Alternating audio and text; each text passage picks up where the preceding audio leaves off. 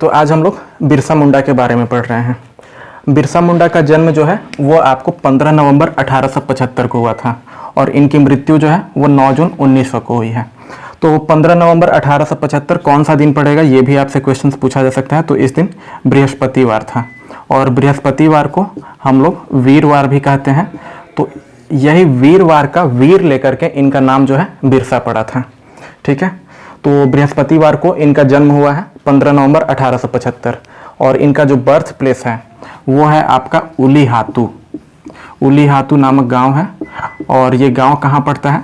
तो ये गांव आपको खूंटी डिस्ट्रिक्ट झारखंड, तो झारखंड के खूंटी जिले में ये उलीहातू गांव में पैदा हुए थे।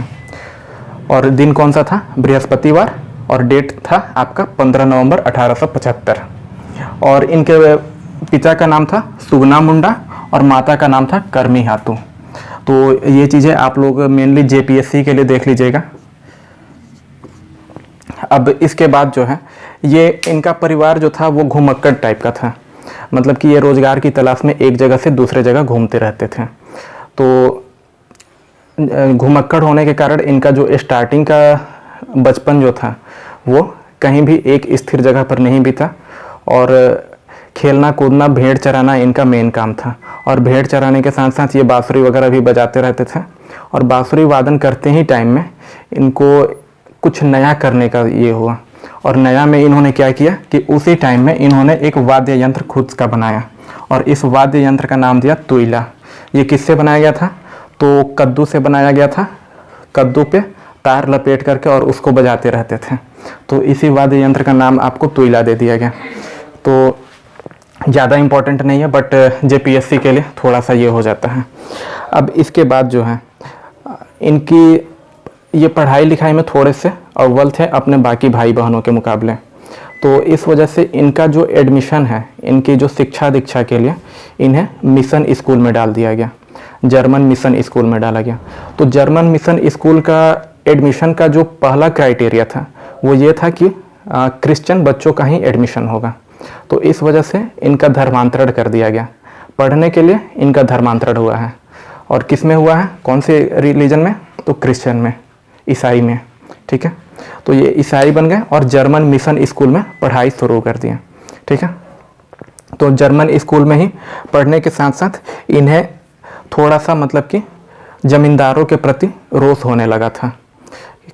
और चूँकि इस टाइम आदिवासियों का मेन जो चीज़ है वो अपने सम्मान के लिए लड़ाई करते हैं और ये इन्हें सबसे जो 3 चीज़ें सबसे प्यारी हैं, जल, जंगल और ज़मीन, इस 3 के साथ ये मतलब कि कॉम्प्रोमाइज़ करना नहीं चाहते हैं और इसी 3 को लेकर के अक्सर इनकी लड़ाइयाँ हुई हैं।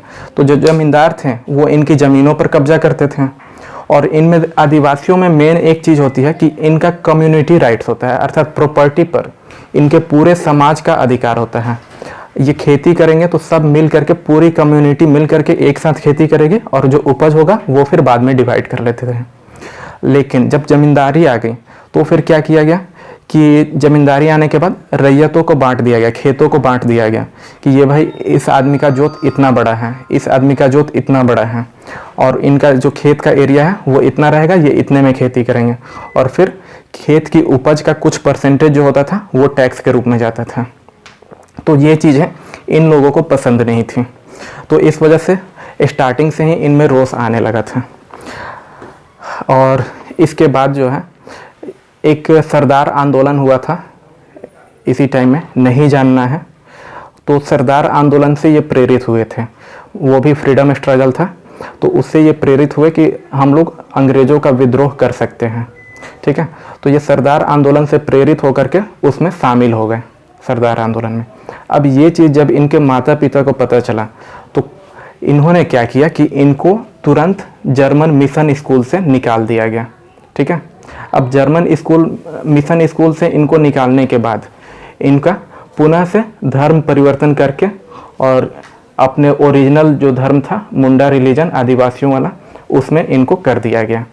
अब इसके बाद क्या होता है कि यहाँ पर अब ये ओरिजिनल अपने रिलीजन में चले गए, अपने माता पिता के साथ चले गए। अब पढ़ाई लिखाई छूट गई इनकी, अब एक ज़मींदार के यहाँ काम करने वाला एक व्यक्ति होता है, वो वैष्णव धर्म को मानने वाला होता है। तो उसके संपर्क में ये आए, नाम इम्पॉर्टेंट नहीं है इस वजह से मैं नहीं ले रहा हूँ। और वहाँ पर उसके संपर्क में आने के बाद उससे वो रामायण महाभारत की कहानियाँ सुनते थे, प्रतिदिन जाया करते थे, उसके साथ समय काफ़ी बिताते थे, रामायण महाभारत की कहानियाँ सुनते, वीर गाथाएँ सुनते, क्रांतिकारी विचारधारा वहाँ से भी वो लेके आते। तो ये जो ज़मींदार के यहाँ जो व्यक्ति काम करता था, ये आपको वैष्णव धर्म को मानने वाला था। तो धीरे धीरे इनकी भी आस्था जो थी वो वैष्णव धर्म की तरफ होने लगी थी, बट वैष्णव धर्म को इन्होंने एक्सेप्ट नहीं किया। ठीक है, अब इसके बाद क्या हुआ कि वो व्यक्ति जो था उसने इन्हें थोड़ी सी औषधियों के बारे में भी ज्ञान वगैरह दिया कि छोटी मोटी बीमारियों को किस औषधि के द्वारा ठीक किया जा सकता है। तो ये सब ज्ञान लेकर के ये अपने गांव की साइड चले आए हैं। ठीक है, अब यहाँ पर आकर के इन्होंने कुछ ग्रुप्स वगैरह इकट्ठा किया और उनको वो संबोधित करते थे। तो ये कुछ अपने आदिवासी युवकों का ग्रुप बनाते थे और उन्हें टीचिंग देते थे, संबोधित करते थे, उन्हें बताते थे कि साफ़ सफाई से रहना चाहिए और ये जो बीमारियां हैं उनको हम लोग ऐसे दूर रख सकते हैं। क्योंकि इस समय जो था आदिवासी ऐसे ही पिछड़े क्षेत्र से बिलोंग करते थे, तो हैजा हो या चेचक हो या इवन कि सर्पदंश से भी अगर मृत्यु होती थी या बाघ भी खा जाता था तो उसे ये लोग ईश्वर की मर्जी समझते थे। ईश्वर की मर्जी से ये चीज़ हुआ है, बाघ खाया तो ईश्वर की मर्जी से खाया, सांप ने डसा ईश्वर की मर्जी से खाया, बीमारी हुई ईश्वर की मर्जी से बीमारी हो गई और मृत्यु हो गई, ईश्वर को यही पसंद था। ठीक है, तो ये चीज़ ये समझते थे। अब बिरसा मुंडा जो थे ये कहें कि नहीं ये सब ट्रीटेबल है, इनको ठीक किया जा सकता है। ये जब आपको सर्पदंश भी होता है तो उस समय कुछ समय में अगर हम इलाज प्रारंभ कर दें तो उनको ठीक किया जा सकता है। हैजा चेचक भी हो जाए तो इनको हम लोग सेवा और साफ़ सफाई से दूर कर सकते हैं। तो ये चीज़ जब उन्हें पता चला, बाकी युवकों को पता चला, तो वो फिर इनको अपना लीडर समझने लगे। तो जो बाकी आदिवासी ग्रुप थे वो धीरे धीरे इनको अपना लीडर समझने लगे। अब किसी को भी कोई बीमारी होती थी तो वो सीधे इनके पास आते थे और ये औषधियों का ज्ञान चूँकि ले चुके थे तो इन्हें वो ईजिली ठीक कर देते थे। तो वो लीडर बन गए और धीरे धीरे लोग इन्हें भगवान मानने लगे थे। और बिरसा मुंडा ने खुद को भी अपने आप को मैसेंजर ऑफ गॉड बोला। ठीक है, कि वो भगवान के दूत हैं। और इसके लिए आपको जो वर्ड यूज किया गया था वो आपको वर्ड यूज किया सिंग बोगा। ठीक है, तो ये चीज़ आपको याद रखिएगा। आपको डायरेक्ट क्वेश्चंस मिल सकता है कि सिंग बोगा का क्या मीनिंग है। तो सिंग बोगा का जो आपका मीनिंग है वो आपका मैसेंजर ऑफ गॉड हो गया, अर्थात भगवान के द्वारा भेजा हुआ व्यक्ति। और जो बोगा शब्द है ये आपको भगवान के लिए यूज करते थे मुंडा आदिवासी। ठीक है, तो सिंग बोगा अर्थात भगवान का दूत। ठीक है, तो बिरसा मुंडा ने खुद को ही अपना क्लेम किया कि मैं भगवान का दूत हूँ। और उसके बाद इनकी प्रसिद्धि इतनी होने लगी कि जो इनके फॉलोअर्स थे वो कहने लगे कि इनकी मृत्यु नहीं हो सकती है, ये अमर है। ठीक है, वो इन पर काफ़ी बिलीव करने लगे, क्योंकि ये जब औरों को ठीक कर सकते थे तो फिर इनकी मृत्यु क्यों होगी। और इसके बाद जो है जब मैसेंजर ऑफ गॉड ये अपने आप को घोषित कर दिए तो इसके बाद इन्होंने एक नया धर्म बनाया और इस धर्म का नाम रखा गया बिरसाइट। ठीक है, तो बिरसाइट नामक एक नया धर्म खुद का शुरू किया और फिर जो आदिवासी थे वो बिरसाइट धर्म को अपनाने लगे। अब इसके बाद क्या हुआ कि जब इनकी पॉपुलैरिटी ब्रिटिशर्स तक पहुंची, ज़मींदारों तक पहुंची, तो ये फिर इनके अगेंस्ट होने लगे। क्यों? क्योंकि अब इस टाइम तक ये कहने क्या लगे कि ज़मीन हमारी है, हम कर नहीं देंगे, टैक्स मत दो, इस तरीके की बातें ये करने स्टार्ट कर दिए। जब ब्रिटिशर्स को ये बात पता चला कि इन्होंने नया धर्म अपना शुरू किया है तो फिर ये इन्हें अरेस्ट करने पहुँचे। तो पहली बार तो जब ये पहुँचे तो इनके आदिवासी जो फॉलोअर्स थे वो अगेंस्ट में खड़े हो गए, वो गिरफ्तार नहीं कर सके। दूसरी बार इनको सक्सेसफुली गिरफ्तार कर लिया गया, ब्रिटिशर्स इनको गिरफ्तार कर लिए और फिर इनके ऊपर केस चला और 2 साल की कारावास हुई। और 2 साल की कारावास हुई और उसमें इन पर आरोप ये लगा कि ये आदिवासियों में ये चीज़ मिथक भ्रम फैला रहे हैं कि जो व्यक्ति बिरसाइट धर्म को नहीं मानेगा उसकी मृत्यु हो जाएगी। तो ये मिथक भ्रम फैलाने के आरोप में इनको 2 साल की सज़ा दी गई। अब इसके बाद ये जब रिलीज होते हैं तो रिलीज होने के बाद अब ये पूर्णतः विद्रोह कर बैठते हैं, ब्रिटिश के पूर्णतः अगेंस्ट आ जाते हैं और ये क्लियरली अब बोलते हैं कि ब्रिटिशर्स को टैक्स नहीं पे करो और रानी का राज खत्म हुआ, मुंडा राज प्रारंभ हुआ, ये स्लोगन इन्होंने दिया। फिर और एक स्लोगन दिया, हमारा देश हमारा राज। ठीक है, नहीं पूछा जाएगा, but in case of mains आप इसको कोट कर सकते हैं कि ये 2 स्लोगन दिए कि रानी का राज खत्म हुआ, मुंडा राज प्रारंभ हुआ। ठीक है, और दूसरा स्लोगन था हमारा देश हमारा राज। तो ये 2 स्लोगन इन्होंने दिया था। और आदिवासी जो थे, अब ये जब टैक्स देने से मना कर दिए तो अब आदिवासी इनको धरती अब्बा कहने लगे, धरती पिता। ठीक है, तो धरती अब्बा के नाम से इनको संबोधन करने लगे बिरसा को। अब इसके बाद जो है पूर्णतः विद्रोह जब हुआ तो विद्रोह में आपको पता है कि काफ़ी ज़्यादा ये हुआ, मासेकर्स वगैरह हुए थे, काफ़ी ज़्यादा लोग मारे गए। चूँकि इनके पास पारंपरिक हथियार थे, तीर धनुष भाले बर्छी हसिया, इन सब से ये लड़ते थे और इनको मुकाबला किससे करना था, तो अंग्रेज़ों के इनफील्ड बुलेट्स का मुकाबला करना था। तो बंदूक के आगे ये पारंपरिक हथियार नहीं टिक सकते, तो इस वजह से इनकी मतलब कि कई बार बाद में हार हुई है 1899 के आसपास में। और ये जो क्रांति किए थे, इस क्रांति का नाम इन्होंने दिया था उलगुलान। ठीक है, तो ये वर्ड भी आपको याद रखना है कि उलगुलान का मीनिंग क्या होता है। तो उलगुलान का जो शाब्दिक मीनिंग है वो आपको क्रांति है या फिर इसको आप विद्रोह कह सकते हैं। तो ये आप याद रखिएगा कि उलगुलान का क्या मीनिंग है। और इसको इन्होंने 24 दिसंबर 1899 से प्रारंभ किया। डेट इम्पॉर्टेंट नहीं है। ठीक है, 24 दिसंबर 1899 से प्रारंभ किया, तो ज़्यादा दिन नहीं, अपनी मृत्यु से हार्डली 6 महीने पहले स्टार्ट किए थे ये क्रांति। इस टाइम स्टार्ट की। अब इसके बाद क्या हुआ कि इनको गिरफ्तार करना ब्रिटिशर्स के लिए काफ़ी टफ पड़ने लगा, क्योंकि अब जब ये क्रांति की घोषणा कर दिए, उलगुलान की घोषणा कर दिए, तो फिर ये अब बस्तियों में नहीं रहते थे। ये अपने ग्रुप को बनाए और फिर वो जंगलों में रहते थे। और जंगलों में भी कैसे रहते थे, तो कुछ भी मतलब कि खाना पकाने के लिए आग तक नहीं जलाते थे लोग। क्यों? क्योंकि धुआं को ट्रेस करके ब्रिटिशर्स पहुंच सकते हैं। तो खाना वगैरह भी नहीं पकाते थे लोग और पेड़ों पर रहते थे, ताकि जल्दी कोई अगर जंगल में आए तो पता भी ना चले और ऊपर से ये ईजिली उसका शिकार कर सकें। तो अब फिर ये गिरफ्तार कैसे हुए, एक क्वेश्चन बन रहा होगा। तो कुछ मुंडा ग्रुप के ही जो सदस्य थे, उन्होंने ही इनके साथ दगाबाजी कर दी। इन पर जो ब्रिटिशर्स थे वो 500 रुपये का इनाम रखे थे। ठीक है, 500 रुपये का इनाम रखा गया था, इम्पॉर्टेंट नहीं है ये। उस टाइम 1899 के आसपास 500 रुपये काफ़ी बड़ी अमाउंट थी, तो 500 रुपये का इनाम रखा था। तो इस 500 रुपये के लालच में आकर के 2 मुंडा ग्रुप के ही सदस्यों ने इनके साथ दगाबाजी कर दी और इनका जो पता है वो बता दिया। तो उसके बाद फिर इनको गिरफ्तार कर लिया गया। गिरफ्तार किस डेट को किया गया ये आपसे पूछ सकते हैं। तो गिरफ्तार इन्हें किया गया था 3 मार्च 1900 को। ठीक है, 3 मार्च 1900 इस डेट में इनको गिरफ्तार किया गया। तो ये डेट आप याद रखिएगा कि 3 मार्च 1900 को गिरफ्तार किया गया चक्रधरपुर के जंगल से। नॉट इम्पॉर्टेंट, नाम नहीं याद रखना है।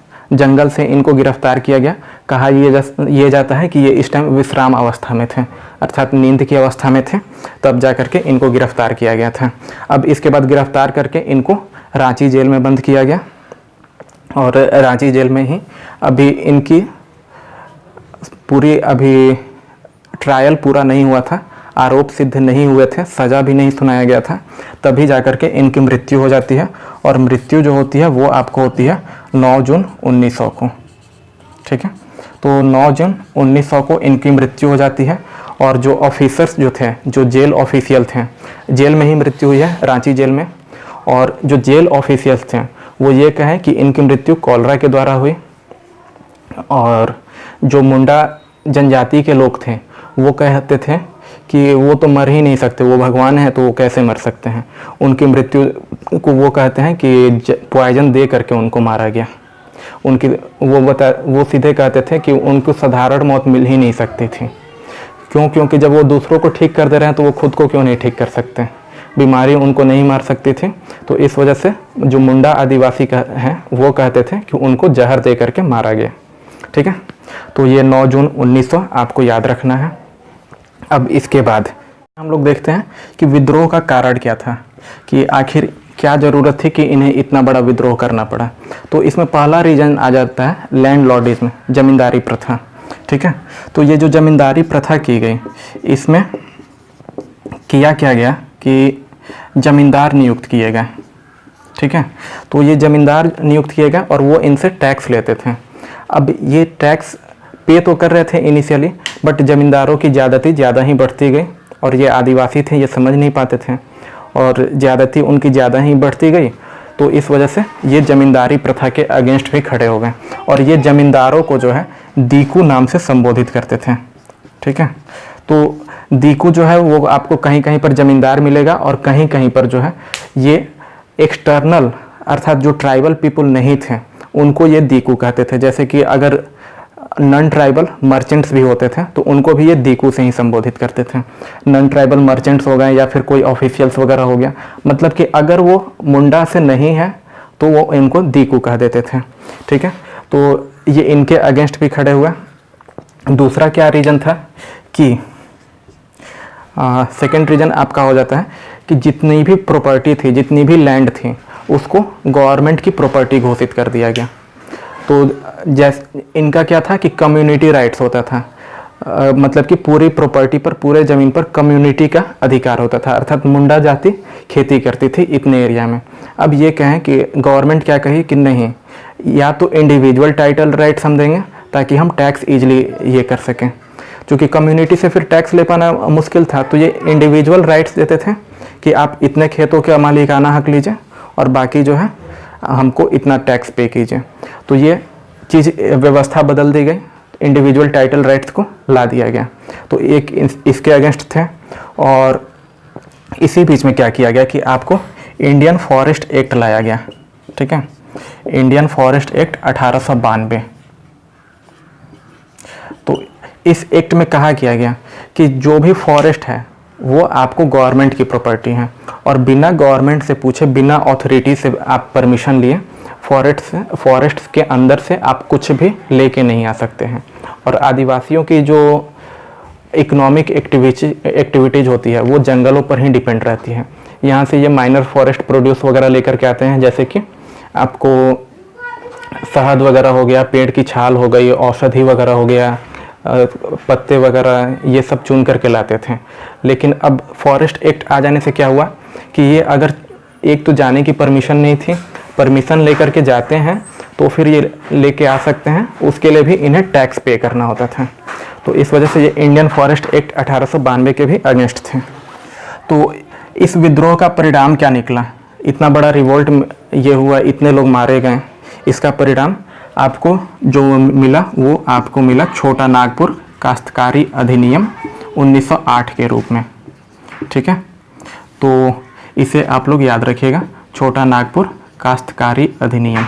इसको छोटा नागपुर टेनेंसी एक्ट 1908 के नाम से भी जानते हैं। ठीक है, इसमें कहा क्या गया, जो जमींदार आपको एक्सटर्नल लोग हुआ करते थे तो वो एक्सटर्नल लोगों को हटा दिया गया और फिर कहा गया कि जो ट्राइबल लैंड्स हैं उसकी ज़मींदारी ट्राइबल पीपल ही करेंगे।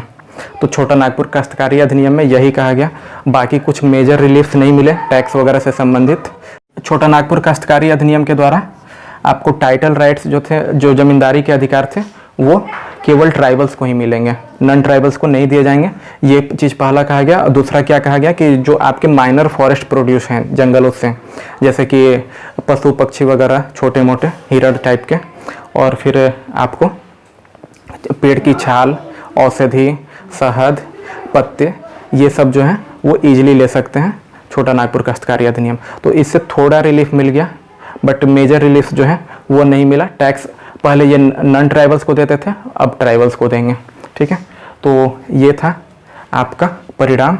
अब इसके बाद एक चीज़ जो और पूछा जा सकता है वो ये पूछा जा सकता है कि ये एकमात्र ऐसे ट्राइबल लीडर हैं, एकमात्र आदिवासी नेता जिनकी प्रतिमा आपको पार्लियामेंट में लगी हुई है। ठीक है, एकमात्र आदिवासी नेता जिनकी प्रतिमा पार्लियामेंट में लगी हुई है।